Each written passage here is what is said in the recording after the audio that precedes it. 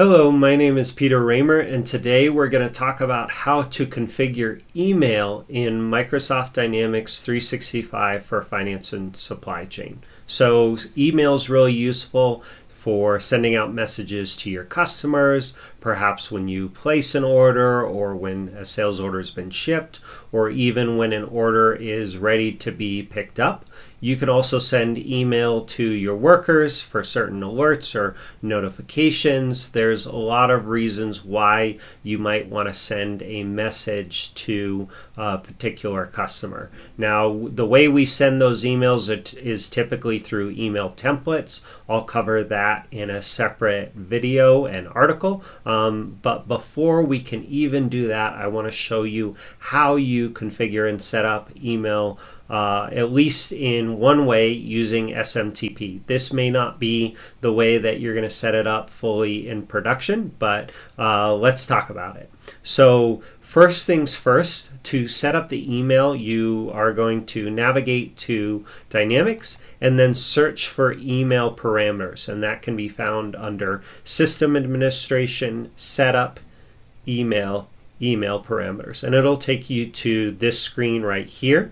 This is where you can specify which of the different email providers that you want to use. So let's talk about those for a few minutes here. There is the EML, which really just helps you create a file that you can then open using your own Outlook client or other client and send that email. The other two or other couple popular ones are Exchange. Exchange has now been deprecated, and so the recommended route is to actually use Microsoft Graph instead. So that's an option there. And then, of course, you can also use the SMTP email provider and specify an SMTP server. We're going to go ahead and specify that SMTP server and actually use a Google SMTP server for now, just because that is easiest for me to set up in a development environment. If you're working with a larger organization, you've probably got your own email servers that you can configure and set up. But if you're maybe just trying this out on your own, I wanted to give you an option that you could do using the free Gmail capabilities. So what we need to do is click the arrow to move SMTP over to this enabled option. Then we can specify which option the batch emails are going to use. In this case, we selected SMTP.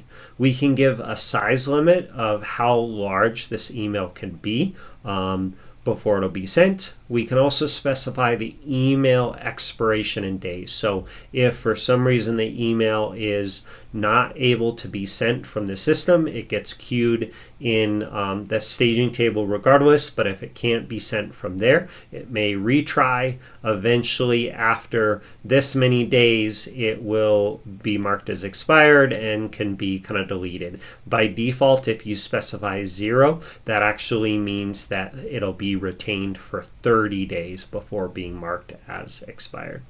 You've got email history, so you can click on this link to review what emails have been sent. That can be really helpful for troubleshooting.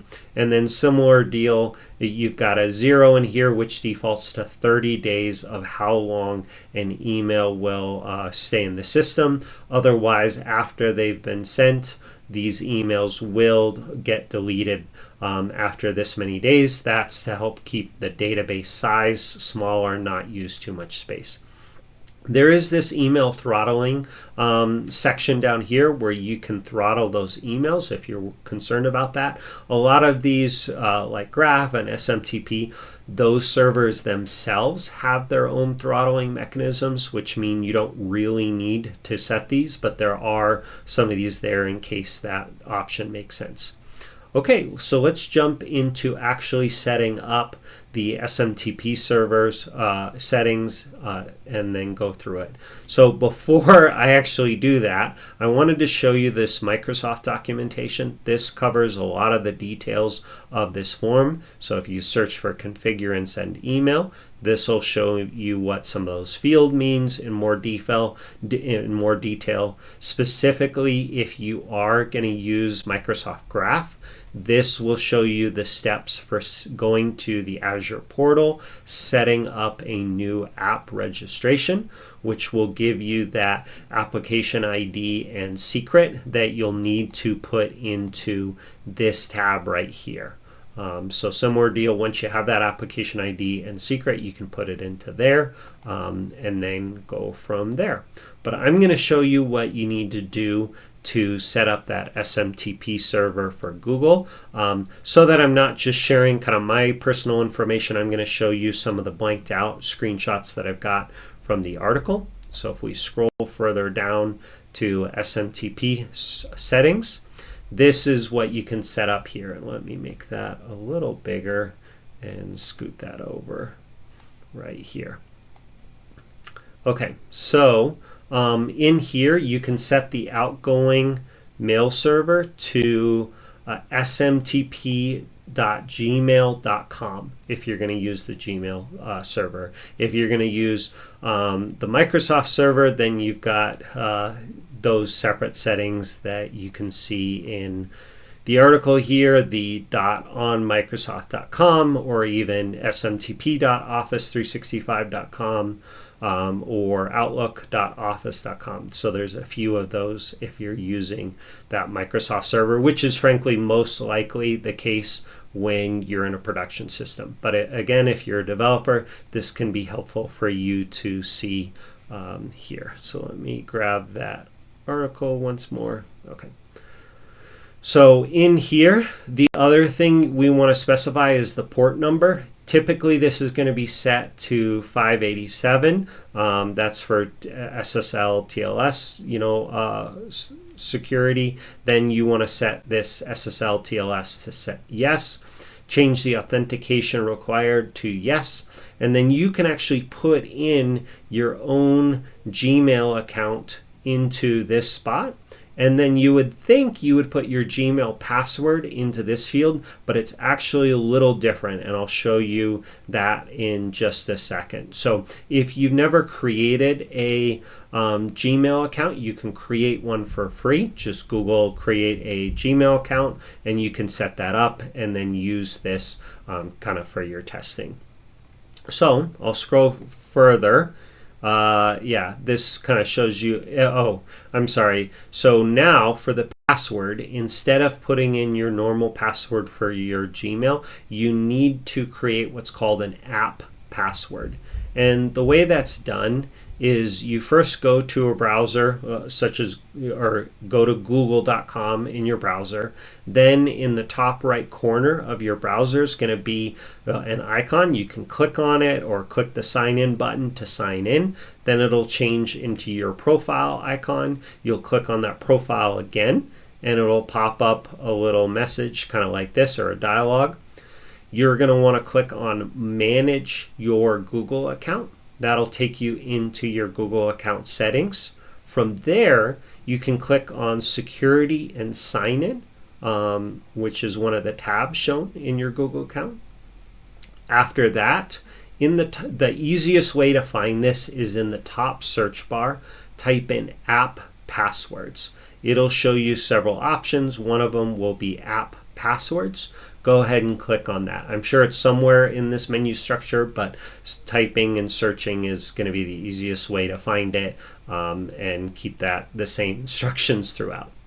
So once you type that in or select that option, it's going to show this dialog form right here where you can create a new app password. So you can type in a name. In my case, I typed in the name SMTP D365 just so I would know what it was, but you can type whatever you want in here. The name doesn't matter. Then click the create button. Once you click the create button, you're going to get a pop-up here with your app password. I've blanked it out so that other people can't use it. It's watching this video, but you can see that app password here. This is what you're going to copy and then paste into this passwords field right here. So it's not directly your Gmail password, it's this second password that you have control over changing a little easier. Okay, that's really the piece for setup. But then how do you actually make sure that it's working? Well, for one, when you leave the username and password, you tend to get a pop-up, an info log saying whether it is an acceptable username and password, if it can make the connection. So you may get some error messages if you haven't typed in this information so far. But if you're able to leave the field after typing all this in, that's a good start. It means there's no immediate issues. But then next, you can actually click this test connection blue link within the same form. And when you do that, if you've done everything right, you should get this info message at the top that says successfully connected to outgoing mail server. To confirm your email is configured correctly, visit the test email tab to send a test message. So at the very least, we've got the connection set up. If you're getting an error message, I recommend you search that error message and you can troubleshoot that issue from there. You can also review Microsoft's documentation. All right, assuming you've made it this far, the next thing you can do is go to the test email tab, still on the email parameters form. Here you can specify which email provider are we testing, so you can change this to SMTP. You can type in the email address that you want to send this test email. So in this case, I just typed in my own Gmail address. And then this will send as, this actually comes from your user. So I'm using the Contoso demo data in the USRT company. So this is what's showing up for me. Yours may look totally different. That's fine. You can change that aside in your user, and I'll show you that in just a minute. But once you've got these two fields set up, you can click on the send test email link, and then that will actually send you an email. And then you can check your email through your normal email client to see if you got it. So this is what mine looked like from my Gmail account. I got that the test email was sent and it included a date as well as an attachment. So great, everything's kind of set up. That allows me as a developer or in a test environment to test out this system. And it's important to know this because when you're refreshing production down to a test environment or development environment, you're likely going to want to do two things. You're going to want to blank out all of the email addresses that are in production so emails aren't being sent to real customers, as well as to change your email server to essentially be configured slightly differently using maybe your test email server instead of a production one. Okay, so if you want to change that sender email from before, the way you do that is you go up in the top right corner of Dynamics, so here, and you click on that gear icon, and then I'll go back to my notes here, select User Options. Then in the Account tab, there's this sender email here. So then you can select a different one, get that set up for your own sender email of this particular user. All right, you can also, on the test email tab, click on View Email History, or you can just search the email history form within Dynamics. That's found under System Administration, Setup, Email, and this allows you to see a history of all the different emails that have been sent. So here you can see my one test email that was sent. You can see which server it used and when it was sent. The last thing that's important to do is to set up the batch job that's going to send out emails that are queued in the table. So it is a two-step process for sending out emails. The system is going to store emails typically directly into a staging table, and then it's going to use this batch job to send it out. That's really nice so that if there's any issue with the server that you're sending the email to, you're not messing up the content of your email. All of that is already created and stored and just staged, and queued up. And then this email batch, its job is to actually take that message, email it out, and retry if it needs to. So the way you can set that up is you go to System Administration, Periodic Tasks, Email Processing, Email Distributor Batch. And then on this dialog that pops up, you want to check the checkbox for batch processing, set that to yes. Then click the recurrence button. And just like any other batch job before, you can set this up with whatever recurrence you want. In this case, I set no end date, and I had this run every 5 minutes. You can change this to be more frequent if you'd like. But then this batch job will try to process any emails queued up. So just as a reminder, right, we talked about Microsoft Graph settings. If you want to set those up, follow the instructions in Microsoft's documentation to create that application ID and application secret. And then you can use that as well. So that's really what I've got for you. This is how you set up the email. I'll have some other videos and articles around how to use email templates and how to have emails triggered on certain events, and we'll go from there. But of course, the first step is to get this configured. So hopefully you learned something new today. Thank you so much for watching. I really appreciate you watching. If you liked the video, click the like button. I also invite you to push the subscribe button as well. If there's other topics you would like to see a video on, please post in the comments and I'll see what I can do. I hope you learned something new today. Thank you.